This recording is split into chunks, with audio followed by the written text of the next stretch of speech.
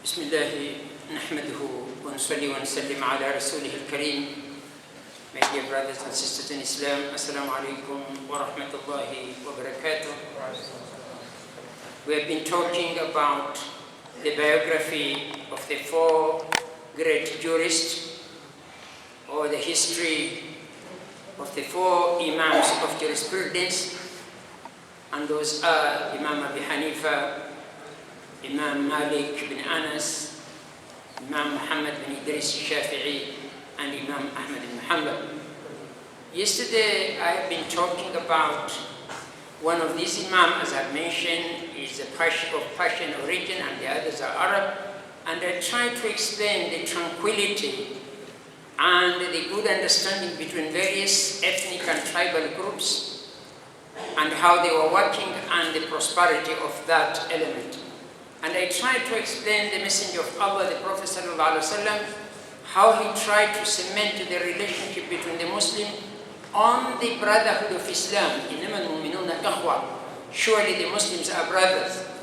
And on the issue, Inna akramakum indallahi atqakum, the best one among you is the most pious one. Not on the question of your background, not the question of your tribe, not the question of your ethnic group. And then as the time went by, we have seen how people of different ethnic groups have been fighting for Islam. I talked about Salah al-Din al-Ayyubi, an Iraqi Tikrit from Tikrit, who was a Kurdish, and he's the one who actually managed to return the Palestine to the Muslims. And then I talked about Abdul Hamid al-Thani, Abdul Hamid II, who was a great Khalifa of Ottoman Empire, and how he was actually approached by the president of the Zionist movement so that he wanted him to agree to create Palestine, and he refused completely. And these are the Turkish who are actually taking the flag of Islam and actually protecting the Khilafah. Then other things started happening. These are some of the things I want to talk about, and then we go back to Imam Abu Hanifa as we had promised. In the same country where Abdul Hamid II fought so hard, things changed. And in the 1923, another individual came up by the name Mustafa Kemal Atatürk. Mustafa Kemal Atatürk was a Turkish. If you try to find out, you wonder where his origin is. If you try to look clearly, you wonder where his faith is. And he came to dismantle Turkey as an Islamic empire and the center of Khilafah, by the name, of course, creating a republic, the first president for the Republic of Turkey and all that. And he fought all those values of Islam, including even the adhan to be made in Arabic, including the writing, rather than being written in Arabic, Turkish language being written in Arabic, it has to be written in Latin alphabet, to cut completely the connection between Islam in Turkey from the old generation to the new one. And he was taken as a great individual. For quite a time, you are not allowed to talk anything against Kemal Atatürk, even though they were saying he's the one who brought in the secular Turkey. If it is secular and democratic, why shouldn't you be allowed to talk something about it, either for or against? These are individuals who come up every now and then in various nations and various empires, specifically if it is connected to Islam, to dismantle that thinking of Islam. We're seeing every now and then a country sticking to Islamic principles, well-known, fighting for everything, and then suddenly you find that a leader comes up and he goes against all the values, against all what people have been believing in. It comes like that. But it's for us as Muslims to understand this history. If we don't learn from our history of what happened earlier, as I said earlier, we will not be able to know who is right and who is wrong. And these people have backing usually. Kemal Atatürk had a lot of backing, Mustafa Kemal, and others who come every now and then have a lot of backing from the enemies of Islam. And they always have an image to show that they are coming for something good. Of course, they will not be that naive and come up openly. they are planned and planted to come and change these values and issues. I will give a few examples connected to that.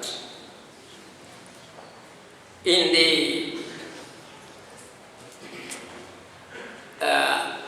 late 40s and early 50s, when a lot of Muslim countries and Arab countries started getting independence, we could see that would have been the time when Islamic revival would take place.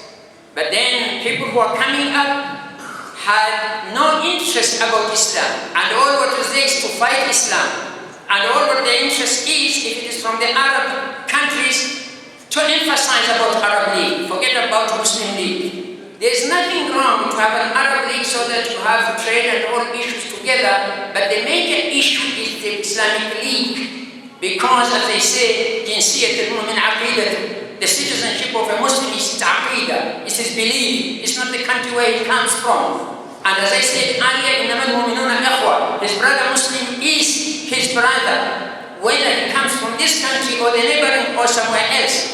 But these people were not interested to cement and bring back Islam.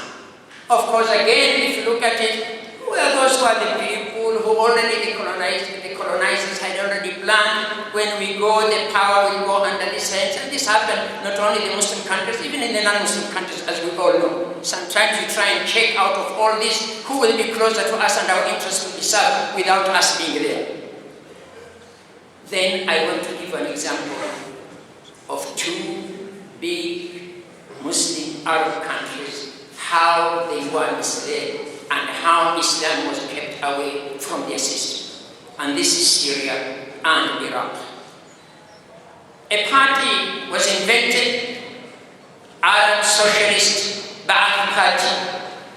Who are the originators of this party? If you look at it, it is Michel Aflaq, who was a Christian from Syria.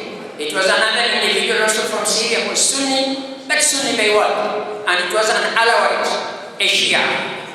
These people formed the Arab Ba'ath Party, which took roots in Syria and in Iraq, and misled two very big population and very big potential Muslim Arab countries for years. If I may give you a few examples of how these people have been working.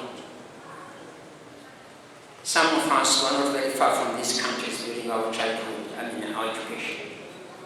You will find that the day when it is Prophet's birthday, Al-Nabiyul Arabi. Yes, Al-Nabi was Arab, but that's not a big issue. If you emphasize that and you have a number of people in the population who are not Arabs, what are you bringing in? Resentment. Nabiyul Arabi, is that the most important thing? He could have been from any other tribe. Then again you are told that Hizb al-Ba'ath al-Arabi ishtiraki. You are a Kurdish. That has nothing to do with you. And that is why those seats were the reason why you can see in Iraq now it has what? It has a Kurdistan, which actually is an entity, and later on maybe a country by itself, and you have even later on going to divide the country into the Muslim Shia and the Muslim Sunni. These seats have been there for some time. When you, as an Iraqi, feel that all what is there is that you have to be an Arab in order to have the privilege and everything of that country, and you're not one of them, you are a Kurdish or a Turkmen, what will you feel? You will resent those other issues. So these are the things which have been happening. That's just an example I wanted to give. Then again, our lack of unity. Look at Arabiya al-Arabi, the Arab spirit. It came from nowhere. If you read carefully, it was not originated from the mass, originated in plan. It was not originated from Islamic movement. It was not originated from the enemies of Islam. It just came spontaneously.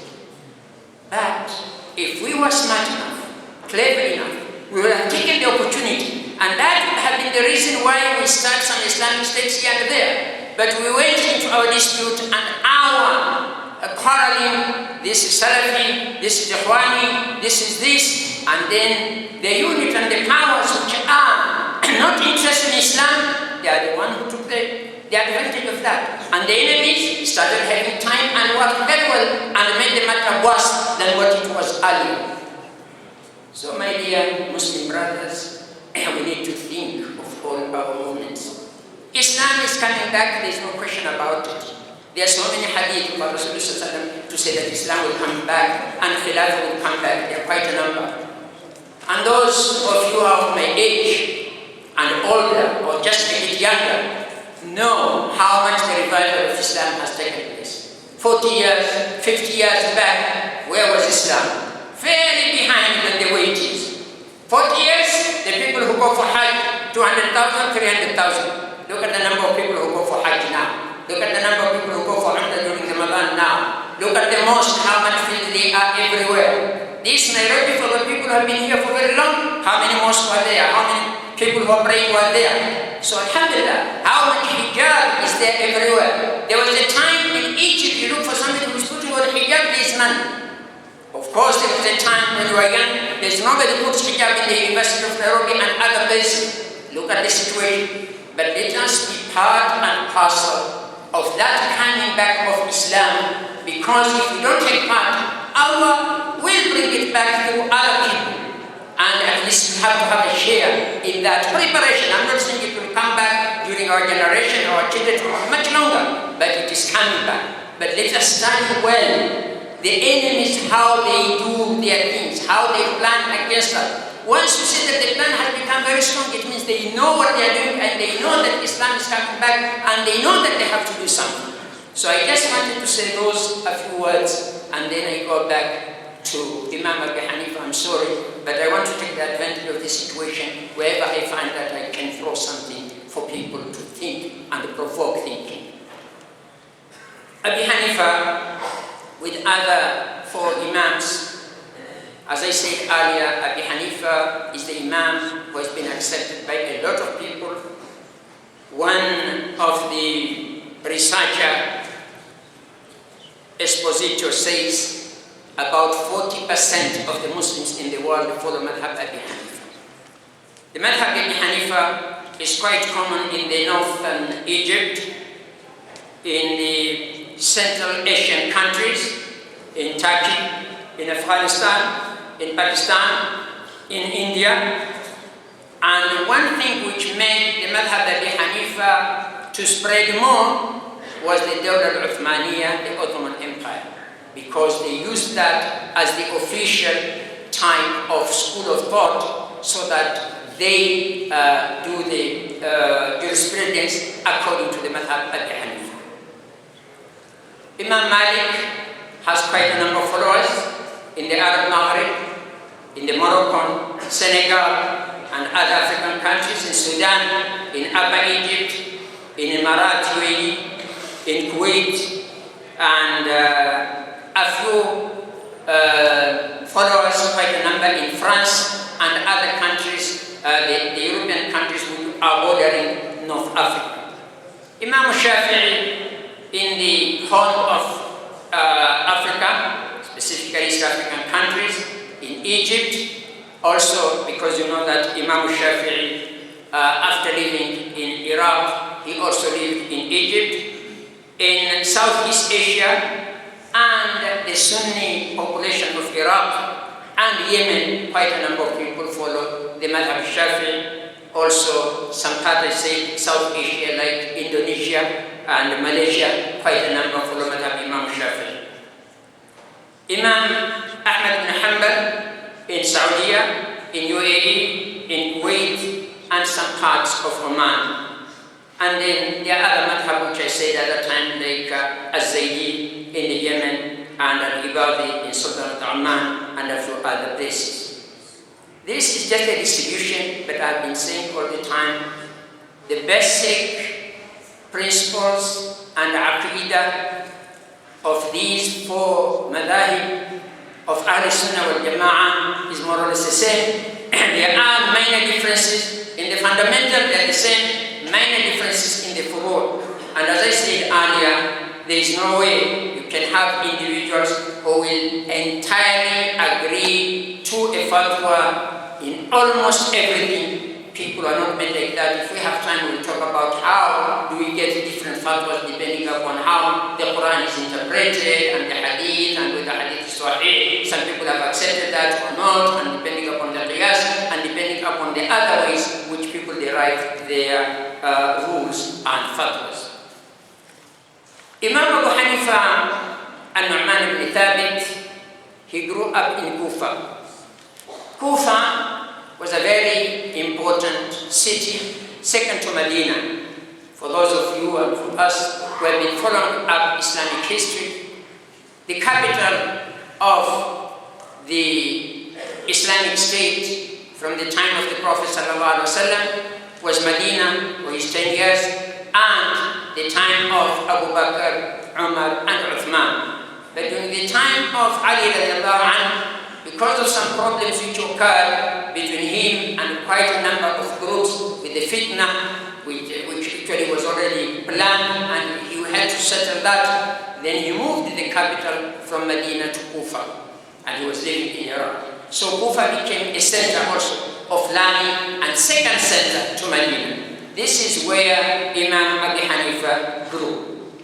Kufa, like in Iraq, is a country which had long type of civilization. It had a lot of the Greek philosophy, it had a lot of Persian wisdom, it had a lot of sects of Christianity, various types, and it had a mixture of various ethnic groups, Arabs, some Persians, some Turkmen, and other nationalities. And it had a lot of other groups which came up, like Khawarij, which you know, they came up during earlier time, actually during the time of Ali radiallahu anhu, and also Mu'tazila, rational, they came up actually in Kufa and Basra. And therefore, Imam Abu Hanifa grew up in this atmosphere where there are a lot of arguments on various issues depending upon the issue of usul, al-din, and also the issue of ilm al-kalam. So he learned a lot actually of arguments as a young man. He was not as yet sitting with the ulama, he was just a trader. His father was somebody who was quite okay rich, and he was a trader dealing with buying and selling clothes. And he grew up in the same manner. But being interested and being a clever young man, he started arguing quite a lot with this group and other, and he used to like to argue quite a lot. One day, Imam Sha'bi, one of the Tabi'i, a big Imam in Kufa, saw Abu Hanifa and he asked him, Abu Hanifa, where do you spend quite a bit of your time? Abu Hanifa said, in the souk, in the market. I buy and sell and all that. He said, I don't mean that. I mean, where do you spend quite a bit of time with ulama and ilm? He said, really, I've not been spending much time with ulama. He said, think about it. I see you to be clever, very intelligent, very smart, and you should think to see how you spend your time with some ulama. And he said, once he told me that thing sank into my mind and I started thinking. Now let's dwell a bit on that. I like in the history, not just to continue, to see the benefit of the history. This is an individual, Abu Hanifa, who had never been thinking of starting to learn some Urdu. As a young man growing in an area, in a region where there are a lot of ulama, definitely he already been having the Qur'an by then, he picks up here and there, and he can argue just because he has been learning from various types of discussions. But for us, as old people, and if you are gifted in anything, in education, in business, in any other gift which Allah has given you, sometimes you look at these young people and guide them. You are one could be a turning point to that young man, especially on the career. And we'll talk about Abu Hanifa, how he chose his career. And we should not be mean, and we should not think that an individual, if he learns, it will be better than you. This one is big enough for all of us. And if one prospers, and he is a Muslim, you also prosper. So Ash-Sha'bi had said something, and don't forget, 40% of the people follow Imam Abu Hanifa. Do you think Ash-Sha'bi is not getting something out of that? Ad-dalu ala al-khayr, Rasul says, kafa'ili. Whoever guides somebody to something good, he gets the thawab like the one who is doing it. And Abu Hanifa will not miss his thawab, but Ash-Sha'bi will also get it. Because he's the one who tried to stimulate this individual to take that. So Abu Hanifa started thinking. Now, people who are writing history of Abu Hanifa say, what does that entail? It entails that Abu Hanifa was known that he's very clever, he's very smart, very intelligent, and as he said later, I used not to sit with this Imam, but I used to like to argue. I would argue with Khawarij, with Mu'tazila, with other people. And he said sometimes, because Kufa was more known for knowledge, but Basra was more known for the sects. Khawarij, Mu'tazila, all these came up in Basra. So he said, I will go sometimes more than 20 times to Basra, stay a year, less or more, and just argue with various sides. So he is an individual who is intelligent, and Shafi found that he was also his Iman and Aqidah is Salim, is quite okay. Why don't I push him into something which is better and let him sit under the ulama and he will become a great scholar? And again he became. He said, now when I decided I should sit and learn various knowledge, I said, which knowledge will I learn? He of course learned a few things here and there. He learned Aqidah, he already knew a bit, and Ilm al-Kalam. He learned a bit of Adab and Nahu, the language and poetry. He learned a bit of Qira'at. In fact, we have been told that Asim, he took the Qira'at to Asim, and he had memorized the Qur'an before he started sitting with this ulama. And then he started thinking, which of these knowledge will I specialize in after knowing something? And this is another thing, really. A career. A career is something which we need to guide our young people. You look at the career which will benefit you in this world and the next, and there is no conflict in Islam between something which will help you in this world and the next. ربنا آتنا في الدنيا حسنة وفي الآخرة حسنة وقنا عذاب النار. You look at it. For example, I remember one time I was in a certain position in an Islamic organization, and you find almost everybody who wants to come wants recommendation to go and do Sharia. So sometimes I talk to some of the young people. You already have the first degree maybe in Sharia. Why don't you think of something else? Even if you do Sharia, why don't you think of comparison? Why don't you think of a place where if you come back, you don't have to go to Islamic university, but you can teach at any university? Because really, if the interest of Islam, you have got the basic already is there. I can assure you, if you are born a da'iyah, your interest will be da'iyah. Whether you have gone or not, and believe me, you may read and become better than those who graduated. And all the scholars know, it's not necessary that somebody has got a PhD in something that is the best. It just depends upon how good he was, how much interest he has, how much effort he has put, and all that. So, guiding our young people as far as careers is concerned is a very important thing. For example, if you have already flooded the market with ilm and somebody comes, you will advise him to go to some other specialization. But if somebody is very enthusiastic about that, look at him and tell him, yes, if you want Sharia, you have to be the best. Are you prepared to read a lot? Are you prepared to read widely? Are you prepared to be better than the ones who are around? Then go into it, so that you can excel. Because in Allah, Allah loves you to do something to perfect it. Perfection is our system in Islam, but unfortunately it has become other people's system, not us. So we have to perfect, we have to be the best in whatever we are doing, and we have to take our profession seriously. So Abu Hanifa said, if I take Ilm al-Kalam, I argue with this and that, then people will say he's following his hawa, his desire. I will not have a lot of respect. I don't think it will be a good career. If I take Adab and Nah and share, people will say that he is just making shi'ri for this and that, he's praising this and that. It will not give me the respect I want. If I take Qira'at, maybe I will just be called to read when somebody has died or there is wedding, and then have some few students, I teach them Qur'an. I will not come up well. And he started looking at everything. If I go to Hadith, I will have to memorize a lot until I'm very old. And then when I'm old, I will be told, Ma'am, Senai, and my memory is not okay, even my Hadith are no longer accepted. That's what it was. So he said, I look at fiqh. And I thought, fiqh, these are the things which every Muslim needs. how to perform his ibadah, how to do the transaction, the business, how to give fatwa. And he said, whenever I was looking at it, I was quite happy about it. So he decided to take that. In fact, in another version, it said differently. He said, Abi Hanifa, when he decided now he will study Islam, he went to a mosque where the sheikh who will become his sheikh later, Hamad ibn Abi Sulaiman, was teaching.